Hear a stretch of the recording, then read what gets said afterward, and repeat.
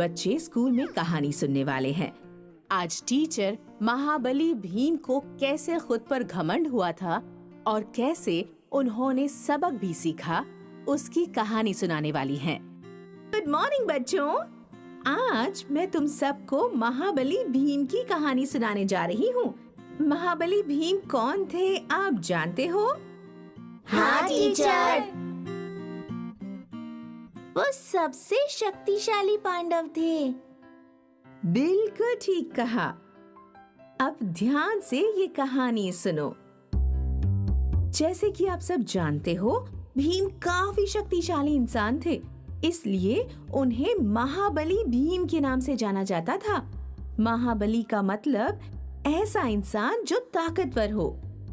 एक दिन जब पांडव अपने वनवास के दौरान जंगल में रहते थे, तब भीम जंगल से गुजर रहे थे।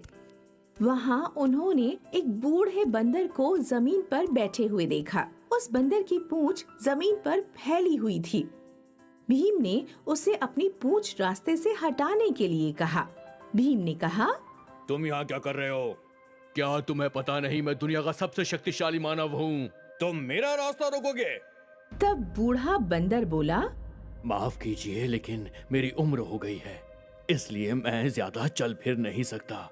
लेकिन तुम तो शक्तिशाली मानव हो, क्यों ना मेरी पूंछ उठाकर तुम बगल में रख दो और आगे बढ़ जाओ।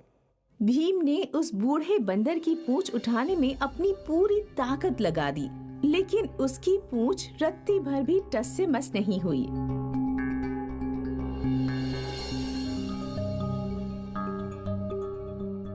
बहुत देर कोशिश करने के बाद भीम की समझ में आ गया कि ये कोई साधारण बंदर नहीं है। जरूर इस बंदर के पास कोई खास शक्ति है। भीम ने श्रद्धा पूर्वक हाथ जोड़े और बंदर से उसके असली रूप के बारे में पूछा। वो बोले, हे महान आत्मा, आप निश्चित ही कोई साधारण बंदर नहीं हैं। कृपया मुझे अपनी पहचान बताइए। और उसी समय बंदर अपने असली रूप में आ गया। वो कोई और नहीं, खुद बजरंग बली थे। हनुमान जी को अपने असली रूप में देखकर महाबली भीम उनके आगे नतमस्तक हो गए और अपने हाथ जोड़कर घुटनों के बल बैठ गए।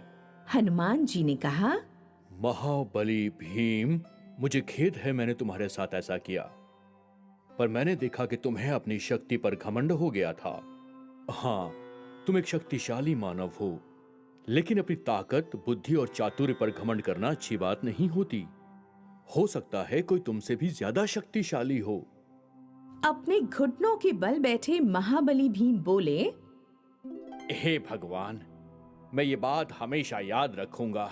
मैं आपका बहुत आभारी हूँ कि आपने मुझे इस बात का एहसास दिलाया। तो तुमने देखा बच्चों, हमें कभी घमंड नहीं करना चाहिए। क्या कोई मुझे बताएगा कि हमें नम्र क्यों होना चाहिए? नम्र होना एक अच्छे इंसान का लक्षण है। Very good said. बच्चों, मुझे आशा है कि तुम्हें कहानी पसंद आई होगी। हाँ।